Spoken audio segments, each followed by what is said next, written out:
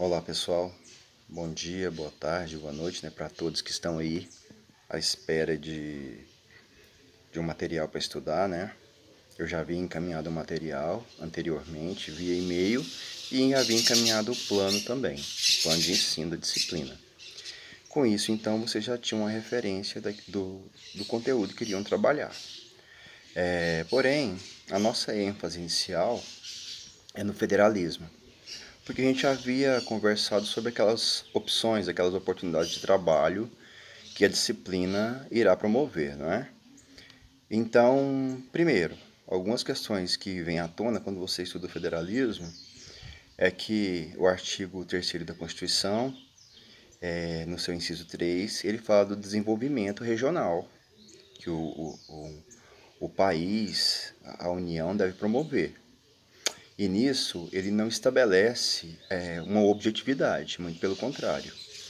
Esse desenvolvimento ele se dá dependendo das ações que vão ser seguidas pelos governantes dos seus Estados-membros. Então, cada um tem a sua autonomia para implementar aquilo que achar que venha a ser interessante. Então, tendo em vista com esse respaldo na norma que a gente encontra no artigo 3º, né, da Constituição Federal, tem muitas coisas que vêm à tona. Então, por exemplo, quando você faz essa análise, você percebe que já há alguns anos existe um grande problema na nossa federação. Há uns 5 anos, ou mais ou menos, 6, 5 anos por aí.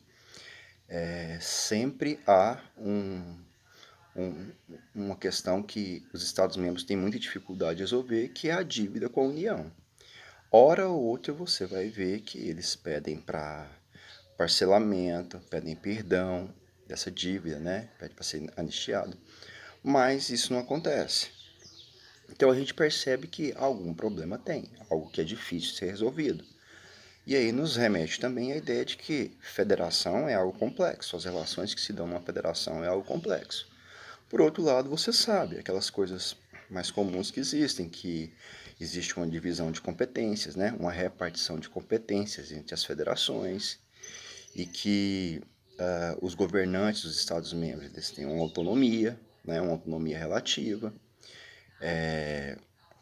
Mas quando se fala de federação, tem uma outra parte que também nos chama muita atenção, principalmente minha, que é a questão do federalismo fiscal, que você vê que já é uma outra parte que começa a tomar um certo, a ganhar um respaldo no nosso conteúdo, até por conta do momento que nós estamos vivendo.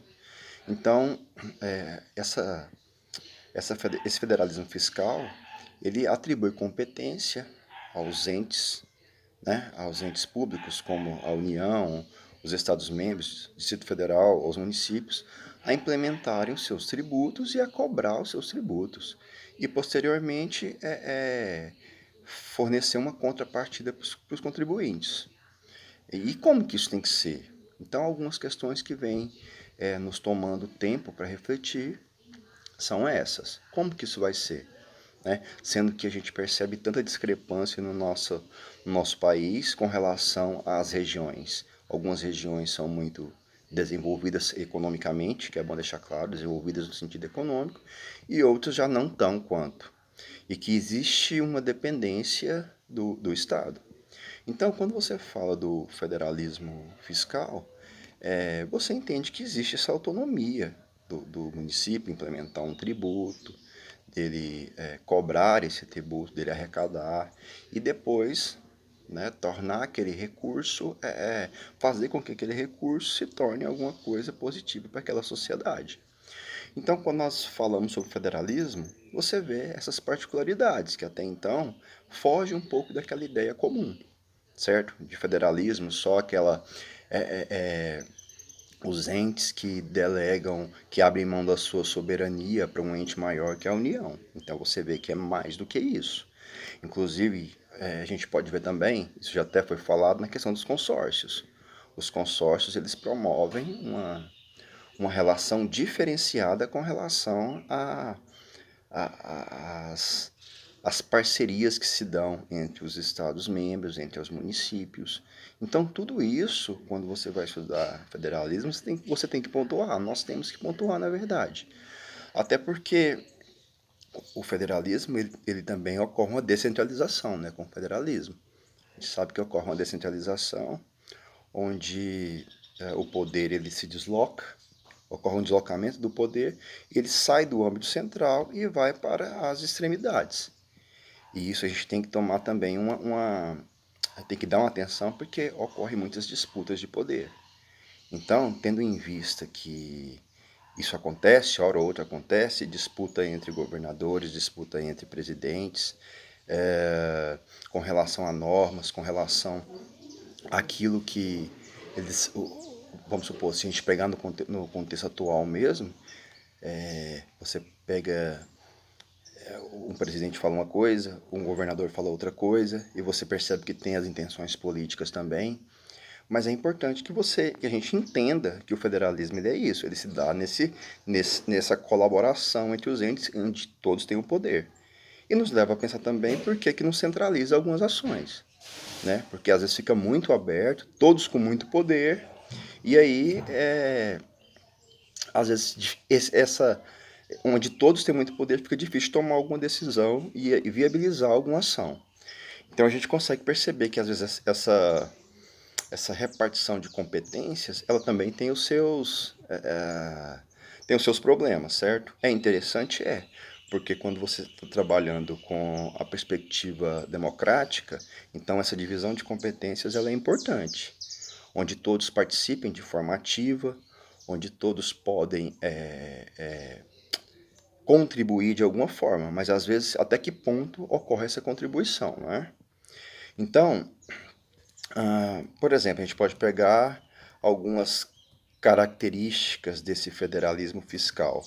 Tem o texto que eu passei para vocês, lá que está disponível no plano de ensino. Por exemplo, os estados, eles têm a capacidade, né, a competência, capacidade não, a competência na verdade, de definir a sua alíquota com relação ao ICMS. E quando ocorrem relações entre estados diferenciados, existe as súmulas do STF que estabelece como isso tem que acontecer, como é que tem que ser pago isso, para que o estado de origem não tome prejuízo e nem o estado de destino tome prejuízo. Então essa questão fiscal, ela torna a nossa visão mais ampla, ela amplia um tanto a nossa visão enquanto estudiosos do direito, e ela faz com que vocês também reflitam sobre o trabalho que vocês vão produzir, certo? A resenha, lembrem da resenha não, do artigo que vocês vão produzir. Então, nesse sentido, é importante que vocês tenham atenção, para não ficar limitado na hora de pesquisar, certo? Então, esse texto que nós estamos trabalhando, que é Federalismo e Federalismo Fiscal, a autora ela faz uma abordagem inicial falando sobre questões bem básicas relacionadas à federação, a um Estado unitário, ao Estado composto, né?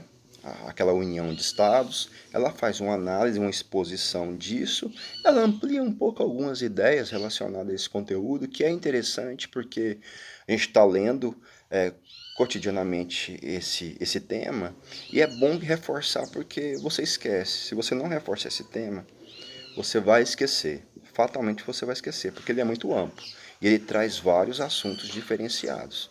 Então, nesse sentido, eu peço que vocês façam a leitura desse texto. A gente vai abrir uma temática no fórum de discussão.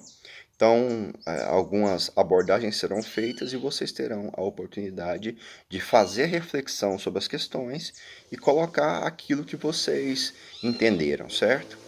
Que para nós é importante para a gente amadurecer o nosso conteúdo.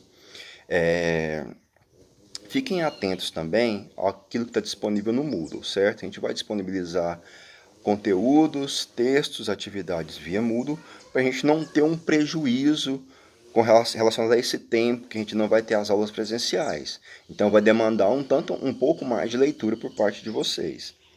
Então não deixem acumular conteúdo, fiquem atentos. A turma no Moodle, as atividades no Moodle já estão disponíveis, certo?